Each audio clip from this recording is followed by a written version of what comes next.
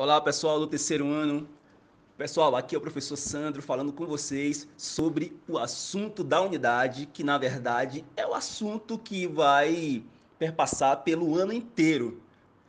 O assunto é dissertação, tipo textual, dissertativo. A gente vai ter outros assuntos para estar discutindo que se envolve com esse assunto. Agora, esse é um conteúdo preparatório para o Enem e a gente vai retomá-lo em todas as unidades. O material de apoio que a gente vai utilizar é esse mesmo aí que vocês estão vendo a imagem, do livro Português Contemporâneo, Diálogo, Reflexão e Uso, livro do terceiro ano dos autores William Cereja, Carolina Dias Viana e Cristiana Damien. Vamos lá, vamos em frente porque a gente tem muita coisa para a gente trabalhar. A gente vai para a página 196. Na página 196, em produção de texto, vocês vão ver o título A Dissertação. Na página 196, hein, gente? E aí a gente vai ver logo aí embaixo um subtítulo escrito Foco no texto, dissertação do Enem de 2012. Aí é o seguinte, gente, vocês vão ver um texto dissertativo que foi nota máxima do Enem de 2012, chamado Olhares que Buscam o Brasil. A gente precisa ficar atento aí ao seguinte, de 2012 para cá, nós temos algumas mudanças. Então, o que é que nós temos de mudanças em relação às competências? Temos mudanças que deixaram, principalmente, a competência 5 mais exigente. Então, eu chego à conclusão de que esse texto aí, Olhares que Buscam o Brasil, se fosse avaliado hoje, esse ano, ele não teria nota máxima. Não quer dizer que ele teria uma nota baixa, mas ele não fecharia. A gente vai chegar depois ao porquê disso. Mas, nesse momento, eu gostaria de estar, inclusive, lendo ele com vocês. Vocês vão me acompanhar na leitura dele, para depois a gente fazer as atividades que vêm em seguida nas páginas adiante, ok? Vamos em frente? Olhares que Buscam o Brasil. Ao despontar como potência econômica do século XXI, o Brasil tem cada vez mais atraído os olhares do mundo, chamando a atenção da mídia, de grandes empresas e de outros países. Contudo, é outro olhar, não menos importante, que deveria começar a nos sensibilizar mais. O olhar marginalizado e cheio de esperança daqueles que não têm dinheiro, dos famintos e desempregados ao redor do globo. São pessoas com esse perfil que, majoritariamente, contribuem para o crescente volume de imigrantes no país. E o que se vê é uma ausência de políticas públicas eficientes para receber e integrar essas pessoas à sociedade. Não parece que a solução seja simplesmente deixar que imigrantes pouco qualificados continuem entrando no país de forma irregular e esperar que eles, sozinhos, encontrem um ofício para se sustentar. O governo ainda não percebeu que a regularização desses imigrantes e a inserção dos mesmos no mercado de trabalho formal poderiam servir como oportunidades para o país arrecadar mais impostos e possíveis futuros cidadãos, ou seja, novos contribuintes para a deficitária Previdência Social.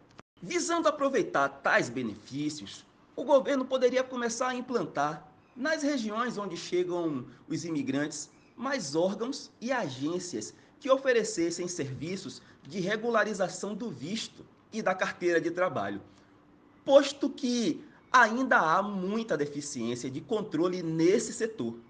Além disso, nos destinos finais desses imigrantes, poderiam ser oferecidos cursos de português e cursos de qualificantes voltados para os mesmos. Isso facilitaria muito a inserção dessas pessoas no mercado de trabalho formal e poderia, inclusive, suprir a alta demanda por mão de obra em setores como o da construção civil, por exemplo. Nesse sentido, é preciso que atitudes mais enérgicas sejam tomadas a fim de que o país não deixe escapar essa oportunidade, a de transformar o problema da imigração crescente em uma solução para outros.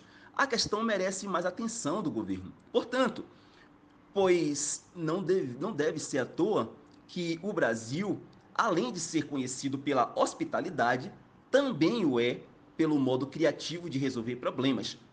Prestemos mais atenção aos olhares que nos cercam. Deles podem vir novas oportunidades. Pessoal, é o seguinte, ó, agora que a gente acabou de ler o texto, a gente vai fazer a interpretação. Na verdade, a gente vai fazer a interpretação de 4 questões, das primeiras 4 questões.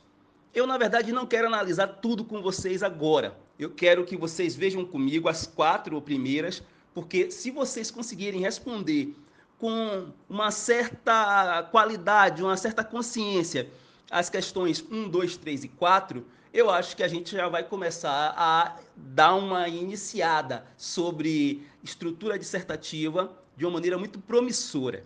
Na questão 1, o que eles vão analisar da questão 1 aí com vocês é saber se vocês conhecem aquela estrutura básica de uma redação dissertativa. O que é que eu estou falando em relação à estrutura básica? Vocês precisam ter a noção de que um texto dissertativo ele é dividido por parágrafos. E dentro desses parágrafos, a gente tem a necessidade de criar compartimentos. E esses compartimentos têm nome. O primeiro compartimento a gente chama de introdução, o segundo de desenvolvimento e o terceiro de conclusão. Vou ler a questão 1 e aí vocês respondem. 1. O texto lido segue a estrutura das dissertações. Identifique justificando os parágrafos que correm a. Letra A, introdução. Gente, a introdução que eles querem que vocês digam é onde ela começa. Onde é que começa a introdução? Pega a primeira palavra que identifica o começo da introdução e coloca aí como resposta. E coloque também a última palavra que termina a introdução. Ele quer saber se vocês identificam exatamente em que parágrafo se encontra a introdução. Valeu? Agora vamos para a letra B. Eles querem também que vocês identifiquem onde inicia o desenvolvimento e onde ele termina. Vocês vão pegar a palavra que inicia o parágrafo de desenvolvimento e vão pegar uma palavra que finaliza o parágrafo de desenvolvimento. Isso aí é informação básica. Se você souber identificar onde inicia e onde termina a introdução, onde inicia e onde termina o desenvolvimento, vocês, logicamente, vão ter mais facilidade, inclusive, para encontrar onde inicia a conclusão. Onde é que inicia a conclusão? É exatamente onde termina o desenvolvimento. Como vocês sabem que esses compartimentos, eles se iniciam e terminam com ponto parágrafo, vocês vão, em relação à conclusão, ou seja, a letra C da primeira questão, vocês vão dizer qual é a palavra que inicia a conclusão e qual é a palavra que fecha a conclusão, certo? Vamos em frente. Agora temos a questão 2, gente. Ó. Na questão 2, é interessante a gente analisar o seguinte aqui. Eles vão falar na questão 2 sobre ponto de vista. Ponto de vista é a mesma coisa que tese. Qual é a sua tese? Ou seja, qual é o seu ponto de vista? Você precisa ter um e precisa deixar isso muito claro. Não pode, inclusive, correr o risco de ser incoerente. Você não pode ter um ponto de vista na introdução e chegar no desenvolvimento você falar o contrário daquilo que você defendeu na introdução. Aí você está sendo contraditório. E um texto contraditório é zerado. Você está fora, né? Você está eliminado. Então, se você defende algo no início do seu texto, continue defendendo até o final. Ele quer saber o seu ponto de vista. Vou ler aqui a questão número 2 para vocês analisarem comigo e vocês vão responder aí no caderno de vocês. Seguindo a orientação dada na proposta da prova do Enem, o texto adota um ponto de vista. Qual é a tese? Ou seja, qual o ponto de vista? Qual é a tese quanto ao problema da imigração no Brasil defendida no texto? Aí vocês vão ler o texto novamente e vocês vão observar onde é que está a defesa desse ponto de vista. Né? E quer dizer, vocês sabem que a gente tem uma tese que ela já é defendida já na introdução, já no primeiro parágrafo. E no desenvolvimento, essa tese ela é recheada de argumentos. para poder você convencer o leitor. Vocês vão ler o texto de novo e vão observar qual é o ponto de vista, ou seja, qual é a tese em relação ao problema da imigração no Brasil. Qual é a tese que esse autor do texto defende? Busquem lá e respondam. Bom, a terceira questão, gente, a terceira questão ela já vai exigir que vocês tenham uma maior intimidade sobre o que pede o desenvolvimento. Vou ler para vocês. Terceiro, para fundamentar a tese, o que é tese? Tese é ponto de vista. Para fundamentar a tese, ou seja, para fundamentar o ponto de vista que o autor defende, o autor organiza seus argumentos em 2 parágrafos e, conforme solicitado pela prova do Enem, apresenta uma proposta de intervenção. Vamos lá. Questão A do terceiro. Letra A. Identifique os argumentos utilizados em cada parágrafo. Gente, o que é que a gente tem aí como necessidade de conhecimento? Primeiro, vocês precisam saber que na introdução a gente apresenta a nossa tese, nosso ponto de vista.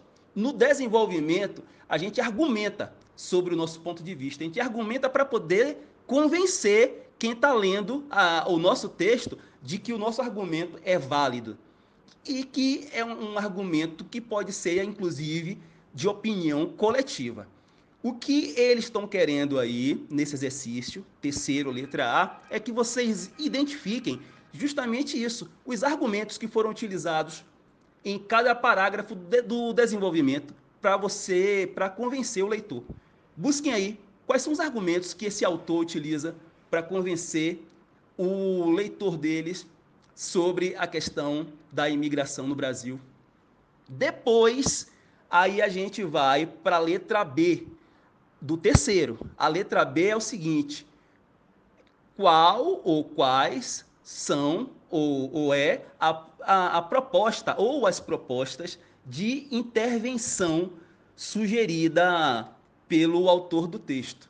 Gente, proposta de intervenção justamente está lá na competência 5, é algo que eu vou desenvolver com vocês ao longo das aulas, mas deixa eu só explicar assim de uma maneira resumida para vocês entenderem. Na conclusão, geralmente na conclusão, a gente também pode ter a proposta de intervenção no desenvolvimento até, ou até na introdução, mas geralmente a proposta de intervenção ela aparece na conclusão.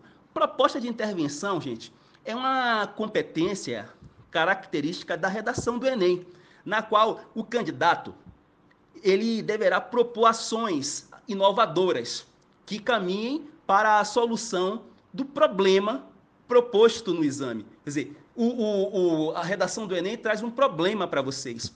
E vocês, na proposta de intervenção, vocês precisarão desenvolver, propor ações inovadoras e concretas que possam resolver o problema. Aí o que é que acontece? Essa terceira questão aí, a letra B da terceira questão, quer saber justamente onde é que está essa proposta de intervenção. Quer dizer, o que é que ele propôs, o autor propôs para resolver o problema da questão da imigração. Ele propôs o quê? Busquem aí e respondam. Bom, aí a gente agora vai para a quarta questão. Lembrando a vocês que, na verdade, a gente vai corrigir o restante das outras questões, só que nessa videoaula aqui, a gente vai até a quarta, para poder ter uma ideia de como vocês conseguiram entender, assimilar o que a gente está desenvolvendo até agora. Então, vamos lá. Na quarta questão, nós temos a questão A, B, C. Vamos ler aqui a quarta questão para a gente chegar em cada uma delas. Na conclusão, o autor, para finalizar o texto, faz uma retomada, tanto de seus argumentos, como de uma imagem que apresentou no início. Gente, o que é que eles falam sobre retomada de argumento e retomada de imagem? É uma estratégia que se utiliza para você dar um elo, uma ligação maior ao seu texto como um todo, fazer com que um parágrafo ele possa ter um diálogo com o outro parágrafo e aí você poder manter o texto inteiro coerente. Quando você fala em retomada de argumento, vocês sabem que o argumento está muito mais ligado ao desenvolvimento, né? Porque na introdução você tem uma tese, um ponto de vista, no desenvolvimento você tem as argumentações que defendem esse ponto de vista. Então, quando se fala em retomada de argumento, você está falando em você retomar aquilo que você colocou lá no desenvolvimento, no parágrafo 1 ou 2 do seu desenvolvimento. Você vai retomar, mas sem utilizar as mesmas palavras. Você pode falar sobre a mesma coisa sem necessariamente utilizar as mesmas palavras. Vocês sabem disso, né? Porque se a gente fica repetindo as mesmas palavras, a gente perde em termos de uma melhor qualidade de vocabulário. Eles analisam isso também, viu, gente? Se a gente tem um vocabulário rico, né? Olha um exemplo aí de como o seu vocabulário ele pode demonstrar uma certa riqueza. Se você vai falar, por exemplo, sobre alunos em uma frase, na outra você pode substituir alunos por estudantes, por exemplo, né? E aí você vai estar demonstrando com isso que você tem uma variação de vocabulário. Você não vai ficar repetindo a mesma palavra, apesar de você falar do mesmo conteúdo, do mesmo assunto. Então, assim, vamos lá. Questão 4, letra A. Quais são os argumentos que são retomados? Ou seja, vai lá no desenvolvimento, vejam quais são os argumentos que estão lá no desenvolvimento e vejam na conclusão o que ele conseguiu retomar. Quer dizer, aquilo que foi colocado lá no desenvolvimento, que ele retomou, com outras palavras, em termos de argumentos. Aí depois a gente vai para a questão B. Na B é o seguinte: identifique a imagem apresentada no início do texto e retomada na conclusão. O que é que ele está querendo dizer com esse negócio de identificar a imagem? Identificar a imagem é o seguinte, ó, você pode construir uma imagem de um país de maneira descritiva, entendeu? Se eu pedir para vocês descreverem, por exemplo, não um país, mas a cidade de vocês, façam uma descrição de Salvador, por exemplo. Aí vocês vão fazer uma descrição das características de paisagem de Salvador, das características sociais de Salvador, ou seja, das divisões de classes sociais. Vocês vão falar sobre as diferenças entre as pessoas que vivem em locais mais estruturados e menos estruturados, vão falar sobre a violência, vão falar sobre o mercado de trabalho, enfim. Quando vocês fazem essa descrição, vocês estão construindo uma imagem. É como se a gente estivesse vendo, lendo o que vocês estão escrevendo, é como se a gente estivesse vendo Salvador. Então, vamos lá. O que é que pede aí na questão 4, letra B, para vocês identificarem a imagem que foi apresentada no início, lá na introdução do texto, sobre a questão da imigração e que é retomada lá na conclusão. Deem uma olhadinha na introdução e vejam o que é que foi retomado na conclusão. Por último, nós temos a questão 4, letra C. Explique como essas retomadas, ou seja, retomada de argumento e retomada de imagem, contribuem para a estrutura da dissertação. Gente, ó, o que eles querem saber é qual é a importância, no que isso ajuda para o texto. Você retomar um pensamento, um argumento que está no desenvolvimento e trazer ele, com outras palavras, para a conclusão. No que é que ajuda, por exemplo, a descrição de uma imagem que é feita lá na introdução e é retomada na conclusão? No que é que isso ajuda? Logicamente que isso tem sim uma validade e eles querem que vocês descubram qual é a validade, qual é a importância disso, ok?